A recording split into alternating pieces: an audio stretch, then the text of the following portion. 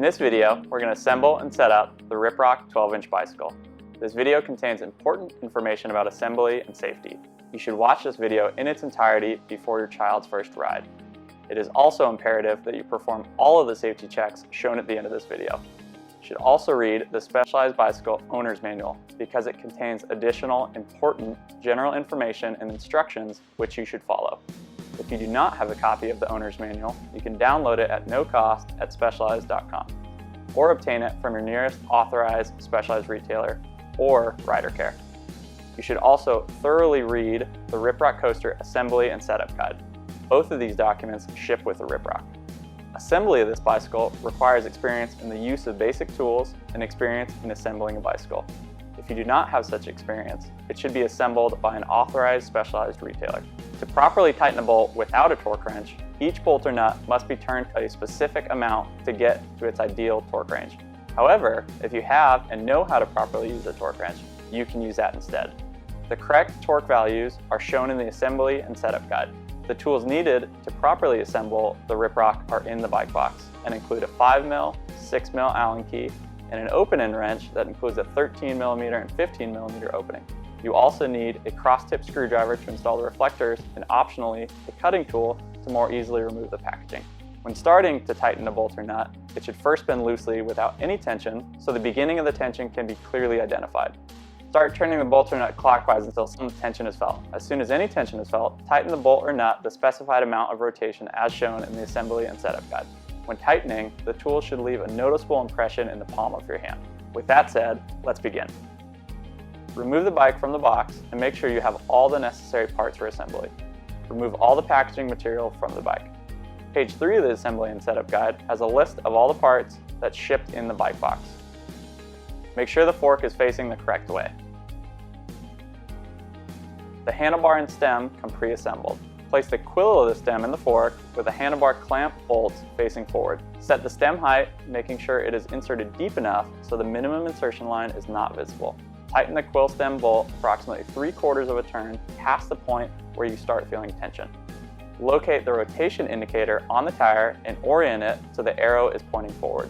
Loosen the front wheel axle nuts, then insert the front wheel axle ends into the fork dropouts and make sure the axle is fully and equally seated. Engage the wheel retention washers, then tighten the wheel axle nuts approximately 3/8 of a turn past the point where you start feeling tension. Do this by making sure the bike is positioned vertically, not leaning to one side or the other. Hold the front end of the bike up and give the front wheel a good spin. The wheel should be centered within the fork crown, rotate freely and not wobble.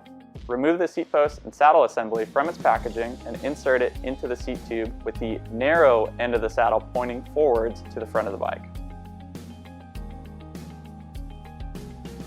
Set the saddle height at a position that you feel is the correct height for your child. Tighten the seat collar approximately 1¼ to 1½ turns past the point where you start feeling tension. Now check the height of the saddle by having your child sit on the saddle. While there is an acceptable range of saddle height, the ideal position to maximize control is the height at which the balls of both feet can touch the ground while the child is seated on the bike. Experiment with the saddle height until you find the position that works best for your child. Once the correct height is determined, double-check the alignment of the saddle with the center line of the bike. Then, double-check the seat collar bolt torque. Make sure the minimum insertion line is not visible. Grab the pedals and locate the L on the left pedal and the R on the right pedal. The left and right pedals have opposite threads. When tightening, both pedals will rotate over the top and toward the front of the bike. Remove the plastic protective insert from the crank arms. Insert the left pedal into the left crank arm and use the 15mm end of the provided wrench to secure the pedal in place. The pedals should thread in easily. Tighten the pedals 1/16 of a turn past the point where you start feeling tension. Repeat these steps for the right pedal in the right crank arm. Using a Phillips screwdriver, install the front white reflector on the handlebar and the rear red reflector on the seat post.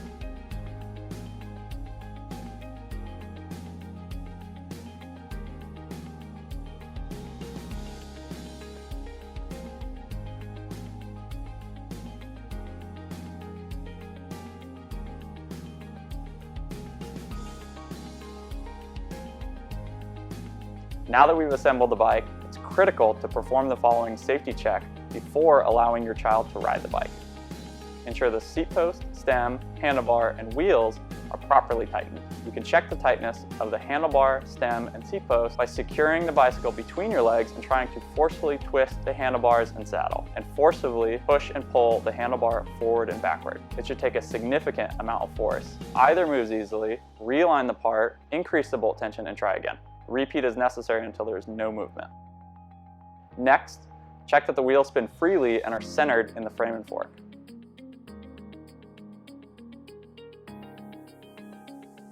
Next, confirm that the secondary retention devices are securely engaged in the fork's dropout holes and the axle nuts are tight. Next, make sure the saddle height is correct, the minimum insertion line isn't visible, it's properly aligned with the frame, and the bolt is properly tightened. Next, ensure the coaster brake functions correctly. Next, ensure the stem and handlebar are properly aligned, the minimum insertion line isn't visible, and the bolts are properly tightened. This concludes assembly and setup of the 12-inch Riprock. If you have any questions or concerns, contact your nearest Specialized authorized retailer or Rider Care. More information can also be found at specialized.com. Thank you.